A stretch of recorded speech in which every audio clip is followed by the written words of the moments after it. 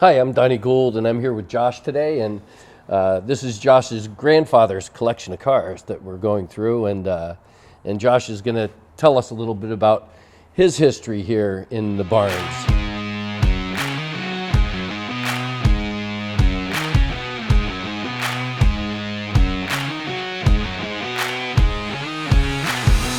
I've got some interesting stories about some of the stuff that he loved telling whenever he would go through the buildings here.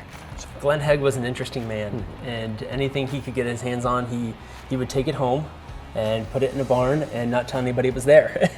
These buildings have been here on the property for 30, 40 years, Easily. Right? And how many people do you think have been in these buildings over that period of time? Outside of family? Yes. Probably less than a dozen. In fact, I've had friends reach out that knew he had a collection and said, I think he's probably got 6 or 7 cars over there. Mm-hmm. And you say, okay, maybe in the main garage.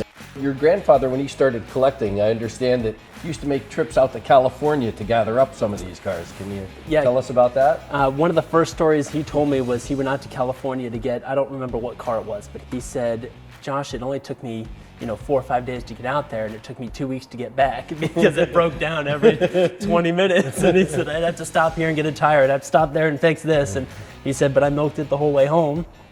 And that kind of started his love. The other place was Hershey, Pennsylvania. He loved Hershey, and he had an old Econoline van that he would pull a trailer behind, and he'd come home with the thing stuffed to the gills every time he'd go to the swap meets out there and stuff. And really enjoyed the people that he met out there, and again, I don't even think they understood what he had back home. They just knew he liked stuff.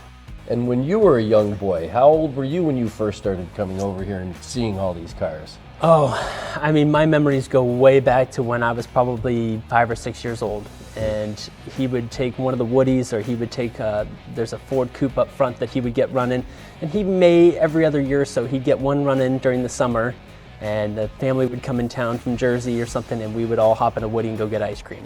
So you've been coming here, enjoying these cars since you were a little boy. Mm-hmm. And how's that affected you in your life? I'm a car guy. I've been a car guy my whole life, and that's because of my grandfather. Yeah. He was a neat man, and I don't know if it was even intentional, but it was something that I just inherited. It's in my blood. He was a neat man and influenced a lot of people, and there's fun stories of just chasing down cars from local owners here. He would go to MCL cafeteria, and he'd sit at the bar, and the guy would say, nope, I'm not willing to sell it, I'm not willing to sell it. And he'd sit there for 20 years and wait for the guy to say, okay, I'm finally ready to talk to you about selling it. And he'd say, I'll be over this afternoon. And borderline harassment. But he would get a hold of a Woody or a Thunderbird or whatever he wanted, because he knew the history behind it and he wanted it. Persistence. Very persistent. Yeah. And so when you walk through here, you see a lot of cars with license plates from Texas and California and even Hawaii. Now, those cars originated from those areas, didn't they? Yes, they did. Yeah. Yes. In fact, there's one over there that's got a small block in it because it was on the island of Hawaii, and they were worried they couldn't get parts for it to maintain it. He really went out and searched for cars that were original and unrestored, didn't he? Yeah, very few of these are even touched the slightest, a little bit of paint here and there, and but everything else is very much original. He was very intent. Stories about, Josh, you know how hard it is to find a third row in a Woody wagon? He said, because people pulled them out, they put them in the garage, then end up in a landfill. And I said, how many of yours have a third row? All of them.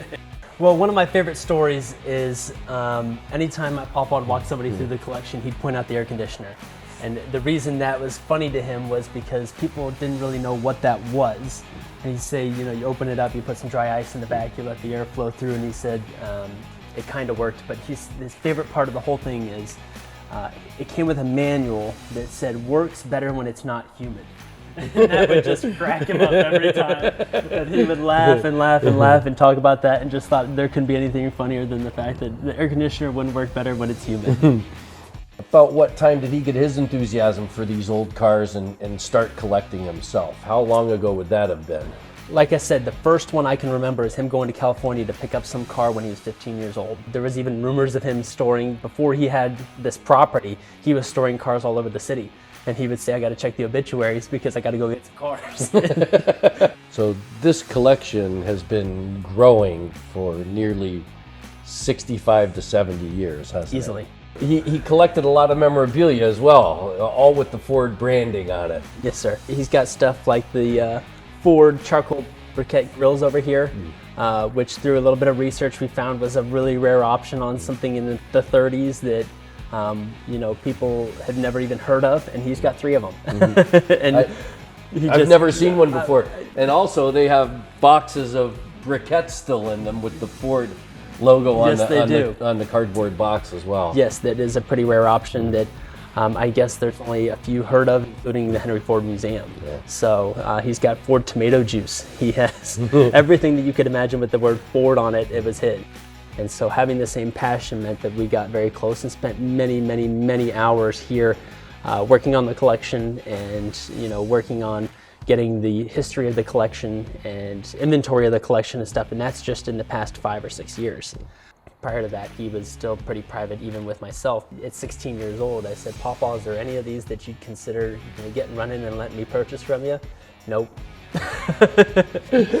So he was not a fellow that released cars, was he? No. In fact, he was known for selling things, and if they didn't want it, he'd buy it back.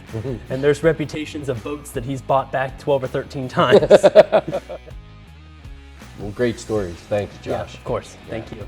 And thanks for entrusting us with the collection. Well, I really enjoyed our first time meeting and the hours and the time that you put into it, and it means a lot to have somebody that cares about it as much as I do. Yeah, thanks. Thank you. Yep. Appreciate it.